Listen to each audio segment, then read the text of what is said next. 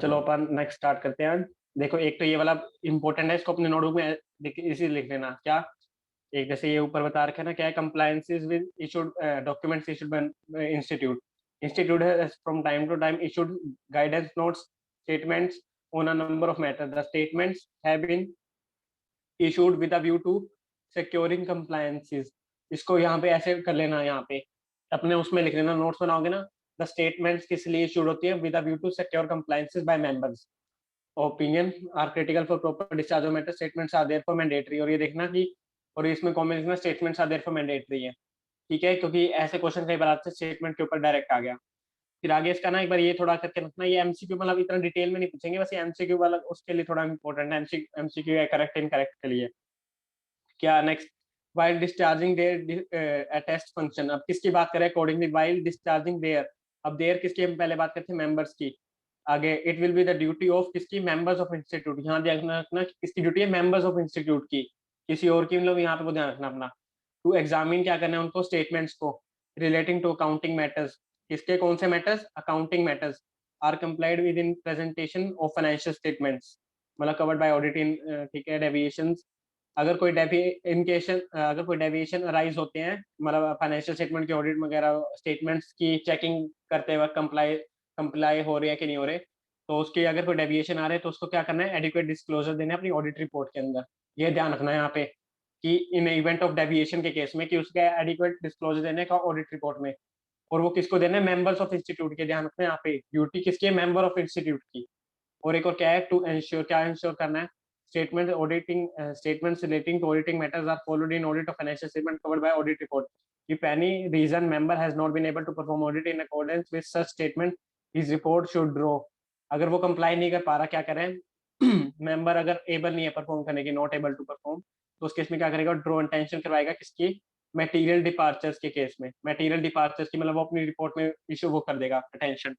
तो ऐसे इसको एमसीक्यू पर्पस के लिए लिखना, एमसीक्यू या करेक्ट इनकरेक्ट के लिए वैसे आएगा। एक यहाँ से बन सकता है ये वाला, ये अगर कोई डेविएशन वगैरह है तो उस केस में एक ऊपर आ सकता है कि गाइडेंस नोट में, ये एमसीक्यू वाला आएगा यहाँ से। ये एमसीक्यू पर्पस के लिए है ये वाला। ये करेक्ट इनकरेक्ट के लिए आ सकता है यहाँ से। और किसकी होती है? मेंबर्स की। और यहाँ से भी मतलब इतना ज्यादा नहीं है, मतलब ये वाला थोड़ा रेलेवेंट है एमसीक्यू के, करेक्ट इनकरेक्ट ये एमसीक्यू के लिए ऊपर। अब गाइडेंस के ऊपर भी एक आधी लाइन लिखना है। अब इसके लिए क्या होते हैं? Primary design to provide guidance to member, ठीक है, on matter which arising in professional work which rely in course of professional and desire assistance, ठीक है। गाइडेंस नोट आर, ये देखो ये guidance note are recommendatory nature. तो वो कई बार ना इन दोनों को ऊपर नीचे कर देते हैं कि क्या स्टेटमेंट्स आर रिकमेंडेटरी एंड, और ऊपर हमने स्टेटमेंट्स पढ़ी है वो रिकमेंडेटरी, मतलब दोनों को ना क्रिस क्रॉस कर देते हैं चेंज। तो यहाँ ध्यान रखना अपने उसमें। ये हो गया file discharging members examine guidance note the same has not been followed the members should not, ठीक है, ये इतना नहीं है आगे। ऑडिटिंग प्रोनाउंसमेंट आगे इसमें भी इन्होंने लिखा है कि हमने प्रोनाउंसमेंट में उसको डिस्कस किया, ठीक है, वो छोड़ो। Quality of an auditor. हाँ यहाँ पे थोड़ा आता है इंपॉर्टेंट, बताता हूँ तुम्हें कहाँ से है ये वाला। यहाँ से इसको यहाँ से करना, रीडिंग कर लेना ऊपर इसको, लेकिन quality relating to according to किसके लिए? देखो ये देखना, डिक्सी, ये ऐसे यहाँ आता है ये रहा कि डिक्सी के अकॉर्डिंग क्या जो क्वालिटीज क्या इंपॉर्टेंट मतलब ऑडिटर में होनी चाहिए। तो ये तुम अपने ऐसे उसमें लिखना पॉइंट्स, टैग, क्वेश्चन, फर्मनेस, मतलब वो सारे गुड टेम्पर होना चाहिए, मतलब ज्यादा गुस्सा ना आ जाए, इंटेग्रिटी होनी चाहिए, डिस्क्रिशन, इंडस्ट्री जजमेंट होनी चाहिए उसके पास, पेशेंस, क्लियर, और ये सारे ये इतना लिख के चलना आपने उसमें। In short personal quality to make a good business contribute, ठीक है, must have high degree of integrity backward, ठीक है, कोड ऑफ एथिक्स होना चाहिए। ही मस्ट हैव एक ये लिख लेना ये लाइन अपने, अगर कोई आंसर तुम्हारा ऐसे आता है तो उसके ये लिख लेते हो। He must have a thorough knowledge of general principles of law governing matters, मतलब law governing matters. Companies act need special attention but mercantile law specifically law rating, ठीक है, नॉन, ठीक है। इंटेंस थियोरटिकल, ठीक है, मतलब अपनी थियोरटिकल नॉलेज होनी चाहिए। the auditor should express human qualities apart from technical requirement, ये लिख लेना क्या? और अगर वो पोजीशन ऑफ ट्रस्ट होल्ड कर रहा है, ही must have basic human qualities होनी चाहिए उसके पास अपार्ट फ्रॉम टेक्निकल रिक्वायरमेंट, मतलब खाली टेक्निकल पर्सन ना हो, मतलब उसके बाद खाली उसने नॉलेज वगैरह ले रखी, मतलब ह्यूमन क्वालिटी मतलब थोड़ी जजमेंट वगैरह उसके लिए वो भी नॉलेज है उसकी, मतलब वो क्या पता मतलब उसके पीछे क्या लॉजिक है, तो वो चेक करने के लिए। और वैसे मेरी वॉइस आ रही है ना कहीं उस दिन की तरह हो? आ रही है। हाँ हाँ ठीक है, चलो ठीक है हाँ। ठीक है, अब नीचे लास्ट में क्या लिख रखे हैं हम? एक तो क्या रखो, अकाउंटिंग, ये भी तो तुम्हें पता है, जो तुम्हारा सब्जेक्ट है ना तुम्हारे साथ, तो तुम उसके बारे में सारा लिख सकते हो कि उसको उसकी नॉलेज होनी चाहिए। अकाउंटिंग की लिखो, अकाउंटिंग प्रिंसिपल्स की, एएस की नॉलेज होनी चाहिए, इंड एस की। अकाउंटिंग फ्रेमवर्क की ऐसे लिख दो, उसको अकाउंटिंग फ्रेमवर्क की नॉलेज होनी चाहिए, मतलब फाइनेंशियल स्टेटमेंट वो रीड कर पाए, उसके पास ह्यूमन क्वालिटीज होनी चाहिए, मतलब टेक्निकल भी हो, मतलब दोनों होनी चाहिए उसके पास क्वालिटी। वो सारी चीजें लिख लेना। अब ये क्या लोड की, ये वाली लाइन, क्या Lord Lindley is the scores of the judgment in the famous London and General Bank case had sufficiently summed up all overall review of what an auditor should be as regards personal quality. He said an auditor must be honest, that is, he must not clarify what does it not believe to be true and reasonable. अब वो कोई बार ना question यहाँ से उठा के पूछ देते हैं, हम इसके अकॉर्डिंग क्या क्या क्वालिटीज होनी चाहिए ऑडिटर में, तो कई बार बंदे को समझ ही नहीं आता ये क्या कहाँ पे क्या लाइन बोलना चाह रहा है वो यहाँ पे। तो वो इसके ये ध्यान रखना है, इसके ऊपर तुम्हें उसका वो जो क्वालिटीज हमने ऊपर पढ़ी है वो तुम्हें आंसर देना है। तो सबसे पहले तुम्हारा ये तो तुम्हारा स्ट्रॉन्ग होने चाहिए ये वाली चीजें, ये 9 क्वालिटी जो भी है, जितनी 8 जितनी भी है, ये अपना करके रखना है ये वाला। पहले ये वाला आंसर होना चाहिए, फिर बाकी तुम अपने जो तुमने सब्जेक्ट पढ़ रखे है ना उसके अकॉर्डिंग तुम अपना सारा लिख सकते हो कि उसकी नॉलेज होनी चाहिए उसको। अब आ जाते हैं एलिमेंट्स। एलिमेंट्स के लिए बताते हैं, वैसे देखो एलिमेंट्स ऑफ कितने टोटल 6 हैं, leadership, ethical, acceptance, human engagement और मॉनिटरिंग। इसमें भी अब देखो बताओ क्या करो, बताता हूँ। एक ये वाला करके चलना अपना, ये बताता हूँ। Actions of an engagement partner appropriate message to the other members of engagement is in taking responsibility of. अब देखो अगर वो रिस्पॉन्सिबिलिटी ले रहा है overall quality of each engagement auditor, तो उसे क्या करना है, क्या एम्फेसाइज करना है उस केस में। तो ये वो इंपॉर्टेंस ऑफ क्वालिटी है, वो ये वाला क्वेश्चन आता है कि उसे अपने ऑडिट क्वालिटी के लिए क्या क्या रखना है इंपॉर्टेंस, क्या उसे क्या कंप्लाई करने हैं प्रोफेशनल स्टैंडर्ड्स और रेगुलेटरी रिक्वायरमेंट्स। ये तो हमें पता ही है, प्रोफेशनल स्टैंडर्ड तो करेगा ही, और क्या करेगा, रेगुलेटरी और लीगल रिक्वायरमेंट, जो भी जैसे कंपनीज एक्ट या भी कोई एप्लीकेबल लॉ पे रिक्वायरमेंट आ गई तो वो कंप्लाई करेगा। अब क्या करना है, comply with firm quality control review and procedures as applicable.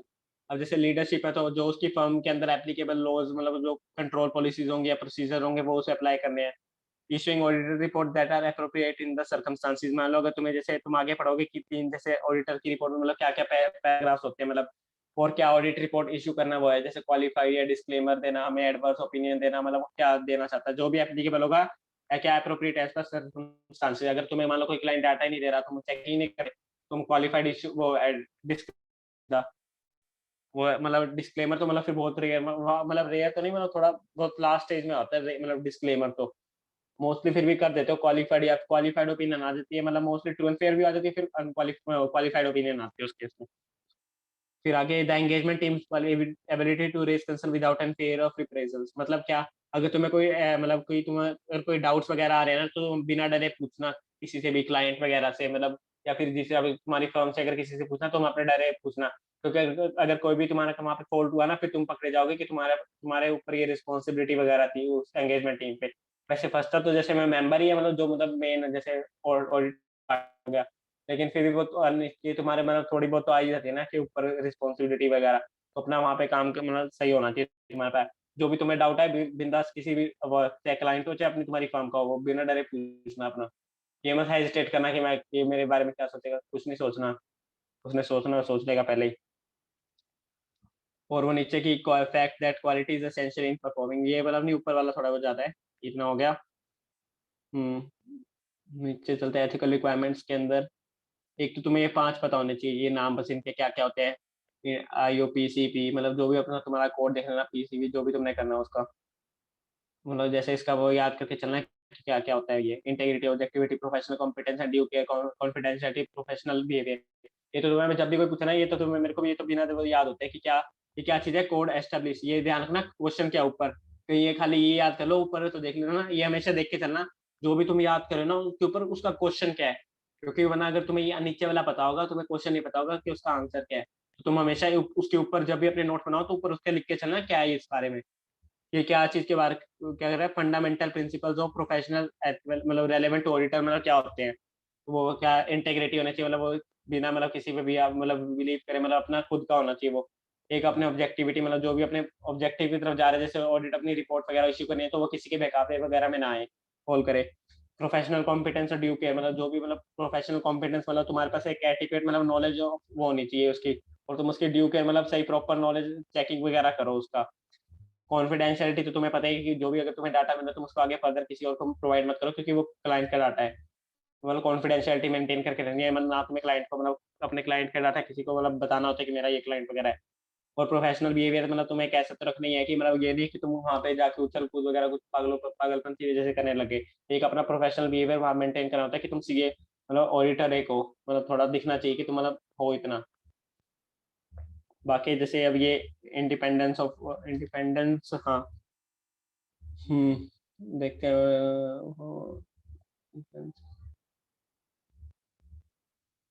अब देखो ये क्या लिख रखा है, the auditor independence safeguard the auditor ability to form an audit without being affected by influences. अब इसके आगे जैसे इसके ऊपर क्वेश्चन बन जाता है और क्या लिख रखा है, independence enhances the auditor ability to act with integrity. अब वो यहीं से क्वेश्चन पूछ सकता है क्या, कि वो क्या सेफ गार्ड करता है कि नहीं। अगर करता है तो मतलब फिर तुम्हें इसको इतना तुम्हें इसको एक्सप्लेन करना होगा यहाँ से यहाँ तक। और तुम्हें मतलब ना वहाँ ये नहीं, मैं पेपर में तुम्हारा ये मैटर नहीं करता कि तुम्हारा साइज ऑफ मतलब कितना ज्यादा लंबा जा रहा है। वो तुम्हारा ये देखता है कि तुमने रेलेवेंट चीजें लिखी है कि नहीं लिखी अपने उसमें। तो तुम्हें एक अपना ये लिख के चलना है, ये वाला कि करेक्ट इनकरेक्ट के लिए ये वाला इसको चाहे लास्ट में लिख लेना, करेक्ट इनकरेक्ट को ना अपना लास्ट में वो लिख ले। हाँ, जो भी मैंने मार्क करवा रहा हूँ ना उसके लिए वो अपना लास्ट में लिख के चलना ना, कि तुम उसको लास्ट में करेक्ट इनकरेक्ट के वे में पढ़ के जाओ उसको। ये हो गया। इंडिपेंडेंस ऑफ ऑडिटर के बारे में बताता हूँ तुम्हें, मेन क्या करना है इसमें। ठीक है, इंडिपेंडेंस अपीयरेंस। एक तुम्हें ये वाली लाइन करके चलना है, अगर इंडिपेंडेंस का आता है ना, अगर तुम ये लाइन लिखते हो तो मतलब बढ़िया सा लगता है वो। क्या अगर हम अवॉइडेंस ऑफ, अगर हम फैक्ट्स एंड सर्कमस्टांसेस कर दें जो कि क्या सिग्निफिकेंट नहीं थे, मतलब सिग्निफिकेंट थे, that the third party would reasonably conclude that auditors integrity has been compromised. मतलब इंडिपेंडेंट इन अपीयरेंस ये होता है कि मतलब क्या अगर हम कुछ ऐसे फैक्ट्स या सर्कमस्टांसेस हटा दें जो सिग्निफिकेंट थे थर्ड पार्टी के लिए, मतलब उसको सामने वाली थर्ड पार्टी को दिख रहा है कि ये चीज रेलेवेंट थी, मतलब सिग्निफिकेंट थी, हो तुम मतलब उसकी जैसे तुम कैशियर के साथ बातचीत कर रहे हो कोई बाहर मार्केट में, तो वो सिग्निफाई कर सकता है कि ये मतलब क्या, अब तो तुम कैशियर के साथ मिले हुए हो। तो वहां पे मतलब ऐसे थर्ड पार्टी को फिर बिलीव हो जाता है कि क्या इंटेग्रिटी और ऑब्जेक्टिविटी में तुम्हारी कॉम्प्रोमाइज हो रही होगी वहां पे। तो मतलब अपीयरेंस है, मतलब देखने से तुम्हें ऐसा लग रहा है, चाहे हो चाहे ना हो, लेकिन अपीयरेंस से लग रहा है कि तुम्हारी इंडिपेंडेंस अफेक्ट हो रही होगी। तो ये है इसमें। और एक क्या रखना है, देखो क्या लिख रखा है, independence of auditor has not only to exist in fact but also appear to be exist in to all reasonable person. मतलब एक ये नहीं है कि फैक्ट में हो चाहे ना हो, मतलब वो नहीं है कि auditor has not only to exist in fact but also appear to be exist in all exist to all reasonable persons। तो इसको अपने एक बार लाइन उसमें लिख के चलने वाला, क्या independence of auditor has not only to exist in fact. मतलब ये नहीं है कि इंडिपेंडेंस बस खाली अपने फैक्ट वगैरह उसमें बस लिख दी कि हमें इंडिपेंडेंस है, ये नहीं है, लेकिन सबको जो भी रीजनेबल पर्सन है ना, मतलब जो जिसकी तुम लोग क्लाइंट के अगर जिस फर्म के ऊपर मतलब ऑडिट करने जा रहे हो तो वहाँ उनके पर्सन को जो भी है दिखना चाहिए कि तुम इंडिपेंडेंट हो, मतलब ज्यादा मिले जुले नहीं हो किससे।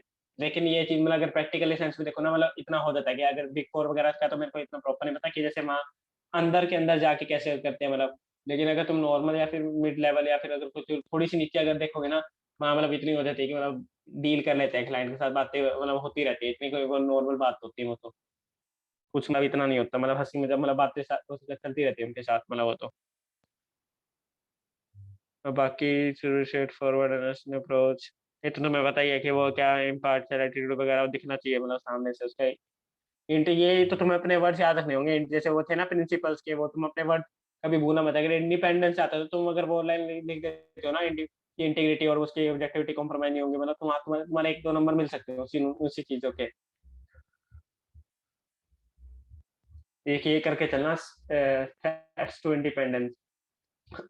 अभी थ्रेट्स के ऊपर देखो ये पांच है, अब इसको केस में वो दो भी पूछ सकता है, कोई भी तीन पूछ सकता है, पांच पूछ सकता है। पांच पूछेगा तो थोड़ा तो कम तुम्हें एक्सप्लेन करना होगा, क्योंकि आप तक कोई एक ही थ्रेट पूछ ले उसके बारे में, तो तुम इसके केस में मतलब अपने अकॉर्डिंग देख लेना। अब मैं कीवर्ड्स की बात करूँ तो तुम क्या लिखोगे, सेल्फ इंटरेस्ट थ्रेट का वर्क होगा ऑडिटिंग फर्म में क्या, अगर पार्टनर या फिर उसके एसोसिएट को, इसको ना मैं कोई अलग सेशन में रखूंगा, थ्रेट का नेक्स्ट सेशन में अलग से थोड़ा वो कर दूंगा। ये वाला बस एक लास्ट कर लेते हैं, चलो सेव कार्ड्स ये भी चलो थोड़ा इंपॉर्टेंट है, इसको मैं अलग से वो सेशन में रखूंगा।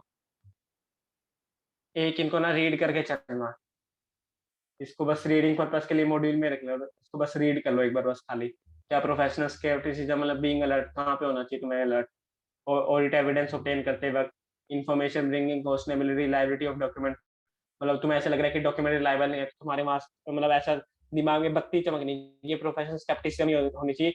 जहाँ भी अगर तुम्हें कुछ अलग सा दिख रहा है ना, एक तो तुम्हारा क्वेश्चनिंग माइंड होना चाहिए, ये ऐसा क्यों हुआ। जैसे कोई रेगुलर एक्सपेंडिचर है वो 12 महीने का नहीं आ रहा, क्यों नहीं आ रहा। मान लो जैसे उनका ये होता है कि जैसे 30 मतलब जैसे पूरे मंथ की बिलिंग कर रहे हैं, जैसे उन्होंने तुम्हें सर्विसेज लेनी कोई, और इनवॉइस आता है मान लो 4-5 दिन बाद, महीने की सर्विस लेने के बाद, तो उसका प्रोविजन बनना चाहिए। या तो मतलब जैसे अब मार्च में उन्होंने सर्विसेज ले ली होंगी, बिल आएगा अप्रैल के अंदर, तो वो उनकी वो क्या पता उन्होंने या तो मार्च का शो ही नहीं कर रखा हो, या शो कर रखा हो तो उसका प्रोविजन होगा वहां पे, क्योंकि बिल बाद में आएगा। तो जब या तो मतलब नॉर्मली क्लाइंट्स ऐसे करते हैं, जब बिल आएगा तभी वो एंट्री पास करते हैं।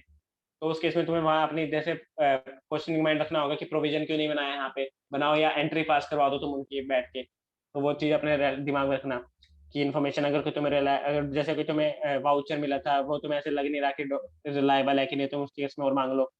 अब कंडीशन इंडिकेट पॉसिबल फ्रॉड, मतलब कोई ऐसी कंडीशन ही आगे फ्रॉड की हो सकती है।